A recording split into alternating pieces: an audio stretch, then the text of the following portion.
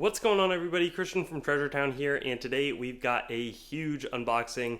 I'm kind of straining to hold these things up. In fact, I think I may put them down soon, but it's about 40 pounds of coins I spent a little over 10K on, and so it is time to open these things up and unbox them. As I do, we've got some metal lots, a really interesting Asian coin collection, and a bunch of other neat types. So let's cut this cardboard open, and hopefully it'll look like a really good buy. And I think we'll be going with the first package first, a little bit lighter, and should be a quicker one to get through. We are going to cut this open. There should be a couple of individual larger coins and then a mix of metals that I bought without even seeing a picture or anything, so truly is going to be a blind box unboxing. That's funny, you may recognize this is going to be the mix of metals, and it is truly a blind box. I had no idea it was this large. This thing looks massive. We'll see if, I mean, all the other ones can't be that big because I think I bought 72 metals or something. Anyways, we'll see. All right, and it's not going to be the live unboxing, but I was able to open everything up and haven't sold anything from this group yet, because most of these are going to be turning around, but again, around 1,400 bucks paid in total for this mix. This one here is going to be the first, a 1593 thaler, I believe, of Dresden. Might be, I don't know if that's, I think it's just a weak strike on that side. I was going to say maybe that was X-mount, because a lot of these thalers are going to be impaired. Actually, that kind of looks X-mount. I don't know. Maybe it's just some hits to the rim. Regardless, pretty decent looking coin. It's probably going to be the most valuable of the ones we unboxed today. Then maybe for time's sake, we'll start Charles II. This is going to be 1668, and actually looks quite nice, I would say. This one here, 1667, also very good detail. These are going to be, again, English crowns. Charles, so there's the Civil War between the parliamentarians and the royalists, and that concludes in the 1640s. Then you have Oliver Cromwell, and then Charles II comes back in power, and then eventually there's a couple shorter reigned rulers. Then Queen Anne, who's the last of the Stuarts prior to the Hanover. This one's a 1708 full-size crown, pretty dinged up, but also got a lot of, again, historical appeal, and it is a full crown-size world coin. So all great. We then have this X-mount coin, 1613. I love this because it's like 8 brothers. There's literally, you can see there's the 4 on one side, there's the other 4 on the other side, totaling 8. But 1613, beautiful. Shame that it was put in a mount, but I can also imagine, maybe some German noble or something wearing this. So that's kind of fun. Would I like to take that off? Absolutely. I think it does impair the coin. I would say on a lot of the thalers, I don't mind something like the left. This will obviously start to hurt the value, though, once it's so kind of protruding from the coin. And then we bought this mix of, I think it's 72 metals, and then I want to say there should be a couple Condor tokens in there somewhere. They're not particularly well organized, but first off, some of these things are absolutely huge. It says, he died for freedom and honor. Again, massive. And then I think we have maybe one more of the same. I'd be curious to figure out a date on this. Have not researched at all. Then we have some interesting other types, and I think they're going to run the gamut. 1945 Kamem of King George the Sixth. We have an interesting Israeli medal, maybe, let's see, Liberation of Jerusalem, 1967. Okay, here's maybe some of the Condors, which I think I actually paid a good bit for these. But, I mean, it kind of makes sense because they're better looking type. John Howard looks like one type. Let's see what else we have. A very nice beehive. That one looks pretty. And it is going to be a General Elliot Condor of 1792. And then moving on, we have, let's see, a Jenkins and Sons token. Horam 6 iron, 1969. So these things could be kind of all over the place in terms of value. This one looks like George Canning from, says he died 1827, friend of rational freedom. Then we have one of the classic white metal types. I like the white metal ones quite a lot personally. There's always some personal preference with metals. You can kind of collect and approach them however you want. Some of them look like they'll be quite worn, like that one. This one says 1/10 a decim, Princess Charlotte. Not sure at what point that might have been struck. You know, some of these seem like they're lower value, like a loaned for amusement type. Others of them could be a little more favorable. This one is going to be Gregory Brown. That looks at least a little bit older. Maybe Victoria era. A calendar, these can be very popular. It says 1769 a calendar, though I doubt that this one goes all the way back to 1769, but I'll have to look into it a bit further because you never know. That one's going to be nice. 1887 dated Queen Victoria. This one is hold, but has a very old style. And then this one looks dated to, let's see, 1875. So I would imagine that, again, some of these are going to be on the older side. Others of these going to be more modern. 1874. That one looks British royal family. Looks like 4 generations. Queen Elizabeth, Edward, George, and George. It dated 1897. Oh, maybe not. I think some of those are older than George. There's another Princess Charlotte example. Let's see what else we can find though, because most of these I haven't seen prior. That one looks old. Dominus. This one is going to be Indeo. I'm not sure. It said that one of these was going to be like Charles or back, so that could be it. That also looks like an old horticultural society, died 1820. So again, continuing what I think are very fun and interesting older types. Here I think are the remaining 2 condors. There's a stork, there's a D. Samuel Johnson, 1792. So that's a nice, very chunky with nice edge lettering as well. And then we have a couple other larger medals here. Israel's 25th anniversary. There's going to be a large Queen Victoria type. Some beautiful and interesting other types of Israel. Let's see. This one, whoa, that one looks really old. I'm not sure. It also has some toning like it is silver. I have no idea. I assume that struck well after 1577, but I want to look that up further because that is super cool. And I feel like lead doesn't tone like that, so that one looks pretty interesting. Further research required. If you know, let me know. Ooh, that's a nice one. I think this is a silver 1891, like 1890s metal. There's an alphabet jetton, which is also fairly sought after. A, B, C, D, E, F, G. And a French style bar metal, 1878 dated. Wow. Super exciting. Here we have a Duke of Wellington. Let's see, Waterloo. Whoa, Waterloo. That's like, I think that's the battle when they take down, what's his name? Napoleon. We have a 2 Hanover 1837 dated token in really nice shape. I bet it was struck a little bit after 1837. Ooh, I think that might be the Carolus, but it does look, this one looks actually old. Onyx Swaki Malipons. Charles, Carolo, Britain. Ooh, that almost looks like a silver jetton. I also kind of want to research that a good bit further. So this is a neat mix of metals.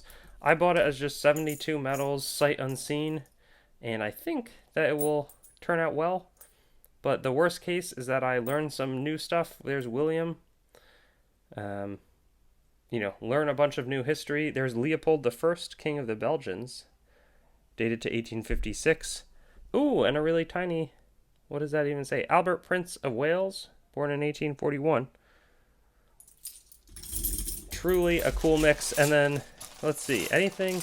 It looks like there's some cool types in here, though, as well. I was going to say that these all kind of looked modern.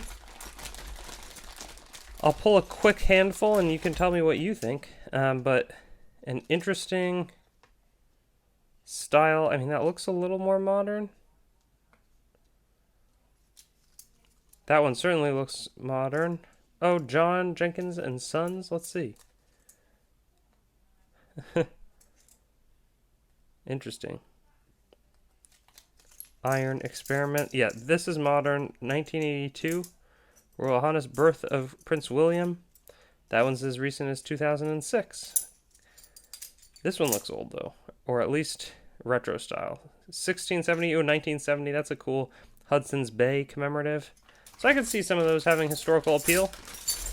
That is awesome. I'm really most pleased, I think, with this out of the batch, just with that lovely toning. Obviously, I think all the crowns look as expected, but nice to have them in hand, and got discounts on the ones that are impaired. And then the condors also, yeah, all 5 of those look really presentable. Next we'll move into, there's another collection of medals, couple of just kind of Roman denarii, a couple shipwreck coins, and then we'll, I think towards the end, get into the big mixed collection of Asian coins. And we've got everything, and I think some of these will be interesting. You'll see before we get into the rest of the collection, I'll try to go almost in time order. So we're going to start with BC coins. These are our 10 Roman Republican denarii, though I guess one of them I think is going to actually be either Mark Antony or Octavian, a nice quinarius, which is a half denarius denomination. But some of these would date as far back. Actually, I'm not sure. I think that's like about 58 BC or so. Same over there.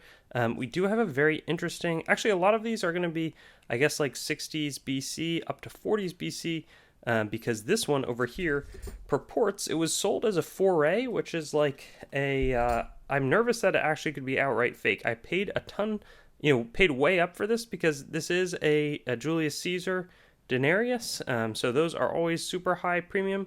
But when I look at the edge like that, I mean, I'm wondering, is that a casting seam? Is this coin sort of an outright fake, which would be a total shame? I think I had come into it expecting it to be like that there was a bronze core, if that makes sense. So some of these guys should definitely be real, but it's the sort of gamble where, okay, I'm paying however much, like I think $700-800 for that lot, and hoping that a good number of these are going to be genuine. I mean, that has a great appearance in terms of like the detail, but if even a couple of these end up being not just foray but authentic, then I'm gonna strike out kind of big time. And so again, I'll probably be sending these to NGC. They don't all look bad to me, but I'm sure I'll have an update, some kind of unboxing video for you all where we can have a more firm conclusion. So let me know what you guys think. But again, this is kind of in the time that the Republic of Rome is crumbling. What comes next is going to be the Roman Empire. So we have 6 of those. I think I paid about $38. I'd probably try to sell these in the low 50s or so. This first one, I'm actually MTI Caesar. It looks like almost a Tiberius coin. I have not seen this type before, a Tetra-style temple on the reverse, and good news if I haven't seen it before, because it's likely not super easy to find. This one is going to be a Nero, 54 to 68, very famous in Christian literature. Little ass, Senatus Consulto, struck under the authority of the Roman Senate. This one, I believe, it says Claudius on there. I'm pretty sure it is Claudius. Better ruler. 41 to 54 BC before Nero and after Caligula. This has Augustus on the back, on the front, and that very large SC. I believe that is an ass of Augustus. This one is going to be Vespasian, or at least it should be, who squashes the Jewish revolt in 66 AD to 70 AD. After Nero, there's kind of a time period of craziness. And this last one, I think, is Amses, Domit. I think it should be Domitian, 81 to 96 AD. So then we fast forward a bunch. We have a couple of medieval French types. These are going to be deniers of the French kings. They have crosses on one side, low percentage silver, and they're not in great condition, but they're also not super easily obtainable. I think there's 2 types, like Angoulême. I forget the exact other one. I think you can tell because some of these are going to have like 1 crescent, whereas some of the other ones are going to have 2 crescents on either side. Looks like that's a 2 crescent one, and then these might be the 1, 2, 3, 4, just with 1 crescent. Then we have 2 thalers. This is going to be a large Benedict. He was viewed as a reformer. A thaler of MDCC 1700 L 1753. Beautiful coin. And then over here we have a 1620, a little bit earlier, I guess a step back. A Swiss St. Gallen coin with their very iconic bear on the front of it. So 2 interesting taller size ones. Unlike, I've sold a couple crowns before. These are truly new to me, so paid up to get them. Not the sort of inventory I get all the time. And then lastly, in terms of the medallic themes, I have to date specifically all of these. I think these are going to be, and I should probably look at the engraver, which says right there it's Juvenal. I'm curious if I type it in Google as we look live here. Juvenal engraver medal. Let's see when he would have. Bertrand de Juvenal. Okay, interesting. This says from 1848 to 1850, Adolphe Juvenal would have engraved and published a collection of 25 bronze medals. So these actually can be comfortably dated to the 1800s. Some of these other ones, basically, it's tough always to date this, specifically date all the medals that you have, but you can see cuivre, and then you see like this little hand privy mark, and there's an hand has its hand open, so we can tell a little bit better. These might have been struck sometime after 1880, I believe, whereas some of those other ones would have been struck in like the 1840s, 1850s, 1860s. Let's see if we rotate these. I don't see any specific medal. I mean, I'm assuming they're from a couple different collections. They're not all the same type, but these are details of different. I feel like I've seen this style a lot. They have beautiful relief, different famous individuals. Modeste Gretry. This one is going to be Jean-Laurent d'Alembert, and a wide mix Petrus. I've sold a Petrus coin before, Jean-François. I paid a decent bit on these, but if I could get out of them in like the 30s or high 20s would be okay. This is a nice type that I've sold before. It's got Ben Franklin on there, which is fun to think about. 1833 is going to be the date on this one. Let's see, it does not have anything on the rim. Anyways, oh, that one is interesting. Bonaparte. That looks like by Antoine Bovy. Could be a restrike. Yeah, that one seems a little more modern, and it's struck to 1969. So that's going to be a little bit less valuable, but at this point, it's over 50 years old, 55 years. Very nice appearance. It's nice, though, again, something like this, bronze, that's not likely struck. Well, I don't want to say anything that... Some of these are definitely restrikes. Some of these are also definitely original strikes. So we'll be interested to figure out more off camera. Anyways, let's go find the next... Oh, and I totally forgot. These are going to be from the HMS Athenienne, 64-gun, third-rate ship of the line of the Royal Navy. And so these are going to be some better 8 reals. Fascinating. Hispaniarum Rex of King Charles. A little bit of a different type as well. Yeah, it surprises me. It's not the classic 8 reals. I'm not sure where they would have been minted, because it looks... Yeah, I'm actually not sure. But let's see. This would have been wrecked near Sicily in 1806 with many died. Was originally a ship of Malta, and then it was captured by the French Navy, and then it was then captured by the British Navy and sailed for about 6 years. So super fascinating. Hopefully these will probably end up in NGC holders, just because the shipwreck market really strong on NGC holder types, and again, not cheap to buy these, but it's really fun to kind of pivot into, I'm still buying large bulk lots, but I'm also trying to dedicate some inventory to more unique and curious world and ancient coins, and that's been really fun for me. And as mentioned, this is this awesome collection from Belgium that I purchased. We'll get next to some of the Thai Siam items, which have some Chinese influence, but basically big collector of ancient and medieval Chinese and Oriental coins. We've got a mix of types, and I'm going to try to I did a little research into the basically the different time periods. So these are going to be the oldest mix of coins. There's actually, I don't know the significance, and I didn't realize that these coins could be so small, which is really interesting to me. I don't know what the origin of these much smaller types would be, but if you have a sense or perspective, I'd be really interested in knowing. But basically, these are Ban Liang coins. I've seen them a little bit in the past, but these are going to be kind of the unification from the Warring States period to the Western Han Dynasty. And so these would have been kind of one coin shape. Now, I am under the impression that they would have tried to standardize things for the most part, but I question that a little bit because when I see these coins, it does seem like there's a bunch of different weight standards. So again, I'd be curious to understand better what those are, but very interesting, basically 3rd to 2nd century BC Chinese coins.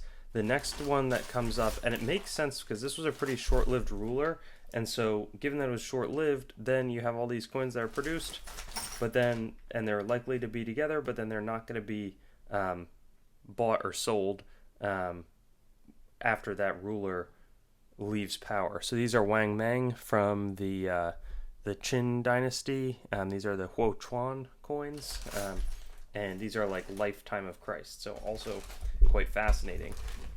We then, it's tricky. I don't have them exactly separated out, but let me see if I can quickly sort. Yeah, so this is going to be towards the end of it, but we have a couple of different rulers. I think there's basically the Northern Song dynasty in China, and there's different reference numbers. These are, I think, Shoth, SCHJOTH numbers.